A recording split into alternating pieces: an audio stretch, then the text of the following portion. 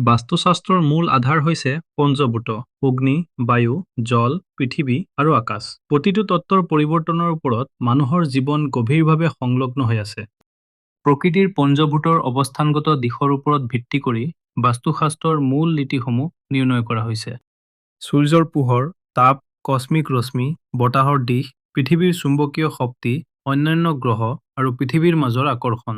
এই কাৰকসমূহে মানৱ দেহ আৰু মানুহৰ জীৱনৰ ওপৰত গভীৰভাৱে প্ৰভাৱ বিস্তাৰ কৰে। মানুহৰ জীৱনৰ সুখ, সাফল্য, উন্নতি, সমৃদ্ধি, সুস্বাস্থ্য, সুনাম, দুখ, দুৰ্দশা আদি সকলোৰে ওপৰত প্ৰভাৱ পেলায়। ঘৰ এখন যদি বাস্তুসন্মতভাৱে নিৰ্মাণ কৰা নহয় বা বাস্তুসন্মতভাৱে শুদ্ধ কৰা নহয়, তেনেহ'লে তেনে ঘৰত বিভিন্ন প্ৰকাৰৰ ভুল থকাটো স্বাভাৱিক। নজনাকৈ বা শুদ্ধ নকৰাকৈ সকলোখিনি বস্তু শুদ্ধ হোৱাটো অসম্ভৱ।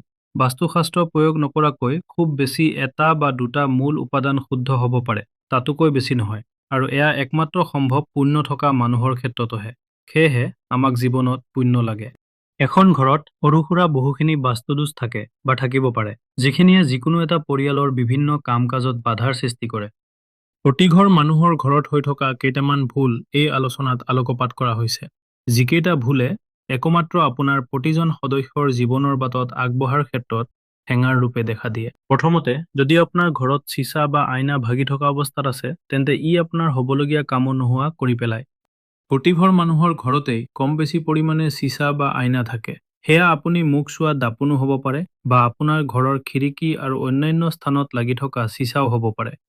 যদি আপোনাৰ ঘৰত কোনোবা স্থানত দাপোন বা খিৰিকীৰ গ্লাছ ভাঙি আছে, চুক কোণ ফাটি আছে, তেন্তে এটা কথা জানিব যে সেয়া অনতিপলমে সলনি কৰিব লগা আছে। যদি আপুনি ব্যৱহাৰ কৰা দাপোনখন ক'ৰবাত কাট মেলিছে বা পুৰণি হৈ তাত গুচাব নোৱাৰাকৈ দাগ বহিছে, তেন্তে সেইখন আপুনি সলনি কৰিব। ভঙা, ফটা আৰু দাগ বহা দাপোনত মুখ নাচায়। এয়া আপোনাৰ বাবে অশুভ আৰু আপোনাৰ প্ৰতিটো শুভ কৰ্মত বাধা দিয়ে। দ্বিতীয়তে, আপোনাৰ ঘৰত থকা যিকোনো অচল যন্ত্ৰপাতি বা ইলেক্ট্ৰিকেলৰ সামগ্ৰী। সাধাৰণতে প্ৰায়বিলাক ঘৰতেই পুৰণি হোৱা আৰু কামত নলগা বিভিন্ন যন্ত্ৰ, সঁজুলি বা ইলেক্ট্ৰিকৰ সামগ্ৰী গোট খাই থকা দেখিবলৈ পোৱা যায়। ই ঘৰখনৰ বাবে ক্ষতিকাৰক। বাস্তুশাস্ত্ৰই এই কথা কয় যে আপোনাৰ ঘৰত একমাত্ৰ তেনে যন্ত্ৰপাতি বা সামগ্ৰীহে ৰাখিব যি কাৰ্যক্ষম অৱস্থাত আছে। যদি কোনো সামগ্ৰী বা আচবাব অকামিলা অৱস্থাত আছে, তেন্তে শীঘ্ৰেই ঘৰৰ পৰা দূৰ কৰক। সাধাৰণতে পুৰণি বয়-বস্তুৰ লগত মানুহৰ কিছু আৱেগ জড়িত হৈ থাকে। সেয়েহে তেনে বয়-বস্তুসমূহ পুৰণি হোৱাৰ পাছতো ঘৰত মজুত কৰি ৰখা হয়।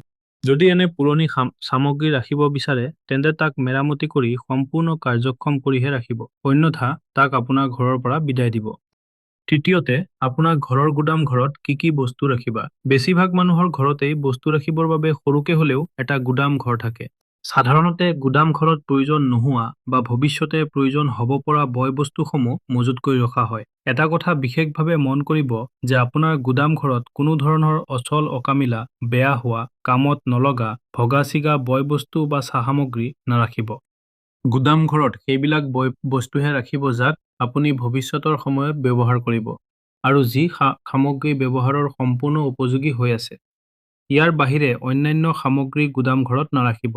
চতুৰ্থতে, ঘৰৰ কোনো স্থানত পানী জমা হ'বলৈ নিদিব। এই কথা বিশেষভাৱে মন কৰিব যে ঘৰৰ নলা বা যিকোনো স্থানৰ গাঁতত কেতিয়াও পানী জমা হ'ব নালাগে।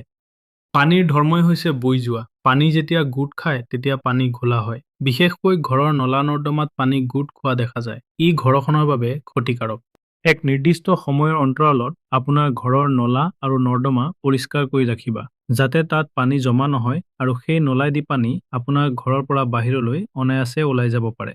পানী জমা হ'লে ঘৰ এখনলৈ টকা-পইচা অহাৰ ক্ষেত্ৰত বাধাৰ সৃষ্টি হয়।